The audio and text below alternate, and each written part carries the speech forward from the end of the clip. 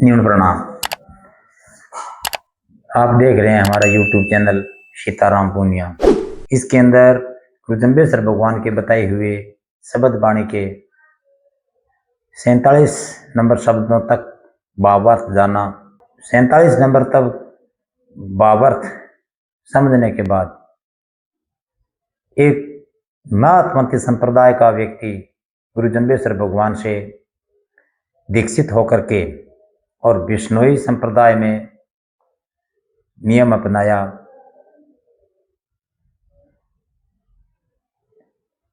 वह बिश्नोई संप्रदाय के 29 नियम को ग्रहण कर लिया।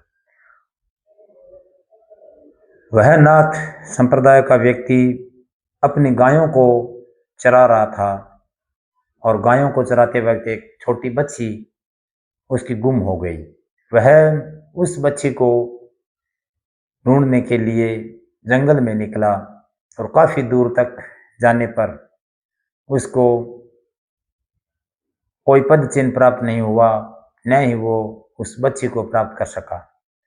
जैसे ही जंगल के अंदर शाम हुआ तो वहाँ एक नाथ संप्रदाय पंथ का लक्ष्मण नाथ महंत की कुटिया थी। वह उसके पास नाथ संप्रदाय के काफ़ी महंत हमेशा के लिए विराजमान रहते थे।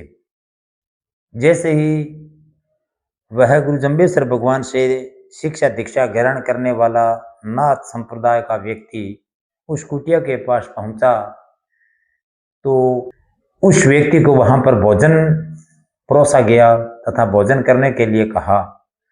तब उस जो बिश्नोई संप्रदाय में आया हुआ था उसने कहा कि मैं आपका यह भोजन ग्रहण नहीं करता। नाथ संप्रदाय वालों ने पूछा कि आप व हम नाथ संप्रदाय के ही तो हैं, तो आप हमारे भोजन से घृणा क्यों कर रहे हो, इसके पीछे कारण क्या है। तब उसने कहा कि केवल मात्र शरीर से नाथ संप्रदाय दिखने में कोई भी कार्य उत्तम नहीं होता, लेकिन मैंने पहले के कर्म सब त्याग करके और श्री गुरु जम्बेश्वर भगवान के बताए हुए रास्ते का अनुसरण कर लिया है। वह आप अभी तक गलत कर्म के रास्ता अपना रखा है और मेरे को आपसे नहीं बल्कि आपके उन कार्यों से नफरत है जो आप कार्य कर रहे हो। तब उस लक्ष्मणनाथ ने उन योगियों से कहा, एक तो हमारे नाथ पंथ का नाथ जो हमारा ही पंथ छोड़ दिया वह बिश्नोई संप्रदाय में शामिल हुआ है, तो आप इसका पता करो कि इसके गुरु कौन है। तब सभी नाथपंथी के लोग जोगी सब बेले हुए चला जम्ब दरबार द्वागर उन्हें में लिया आयर करो जुहार, यानी उन्होंने एक द्वारपाल को भेजा और गुरु जम्बेश्वर भगवान के पास जाकर के उसने गुरु जम्बेश्वर भगवान से कहा कि हे गुरुदेव, आपने हमारे नाथ संप्रदाय के नाथपंथी एक व्यक्ति को अपनी शिक्षा या अपने उपदेश के अनुसार अपने बिश्नोई संप्रदाय में शामिल कर लिया है, वह उसने हमारे पंथ को छोड़ दिया है। तो इस बात की जानकारी हमारे महंत श्री लक्ष्मण नाथ को लग गई है और वो लक्ष्मण नाथ आपके पास आ रहे हैं और आपको उनसे माफी मांगनी होगी। गुरु जम्बेश्वर भगवान ने कहा कि कौन सा लक्ष्मण नाथ। तब वह नाथ दरबारी गुरु जम्बेश्वर से कहता है, पग चालो तुम देव जी, कहो दुवागर आए, बाल्य लक्ष्मण साम्या, चल के लागो पाए। हे गुरुदेव, मैं तो लक्ष्मण नाथ का द्वार हूँ या द्वारपाल हूँ। मैं आपको यह कहने के लिए आया हूँ कि आपके सामने हमारे महंत लक्ष्मण नाथ आ रहे हैं, आप यहाँ से चल कर जाओ और उनसे क्षमा मांगो, वह उनके पाए लागो। तब गुरु जम्बेश्वर भगवान ने उस लक्ष्मण नाथ के प्रति वह नाथपंथी के प्रति शब्द नंबर 48 का मूल पाठ सुनाया, जो इस प्रकार से हैं। ओम लक्ष्मण लक्ष्मण न कर रे आयशा मारे सादा पाड़े भरांति, लक्ष्मण सो जिन लंका लीवी रावण मारियो ऐसो कियो संग्रामो, लक्ष्मण तीन भवन को राजा तेरे एक न गाऊं, लक्ष्मण तो 184 जिया जूणी तेरे एक न जीऊं, लक्ष्मण तो गुणवंतो जोगी तेरे बाद बिराऊं, लक्ष्मण का तो लक्षण नाही शीश किस विद निभाऊं। इस प्रकार से गुरु जम्बेश्वर भगवान ने लक्ष्मणनाथ के प्रति यह शब्द सुनाया कि ओम लक्ष्मण लक्ष्मण न कर रे ऐसा, हे नाथ आप बार बार लक्ष्मण लक्ष्मण क्यों कर रहे हो, हे आयश तू बार बार लक्ष्मण लक्ष्मण किसको बोल रहा है,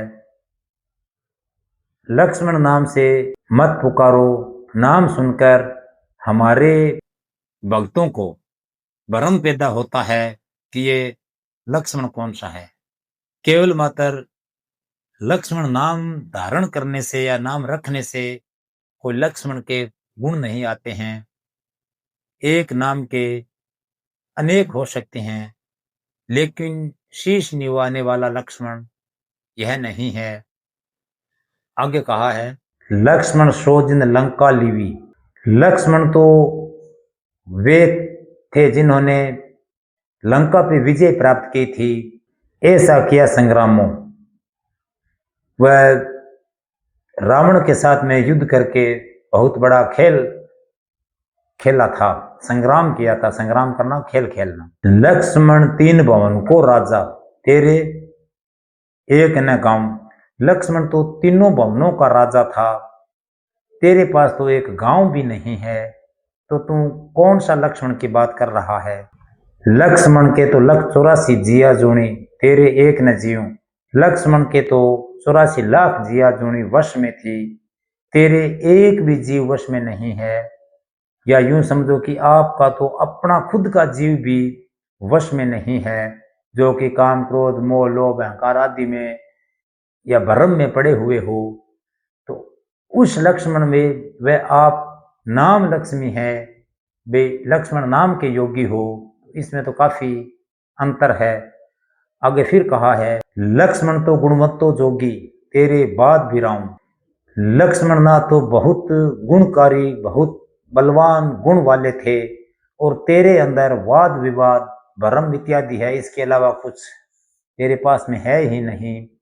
आगे फिर कहा है लक्ष्मण का तो लक्षण नाही शीस किस विध निभाऊं, हे आयस तेरे अंदर लक्ष्मण वाले लक्षण का तात्पर्य है गुण, तेरे अंदर लक्ष्मण वाला एक भी गुण नहीं है, तो मैं तेरे को शीश किस विध से निभाऊं, और तू किस लिए कह रहा है कि शीश निभाऊं।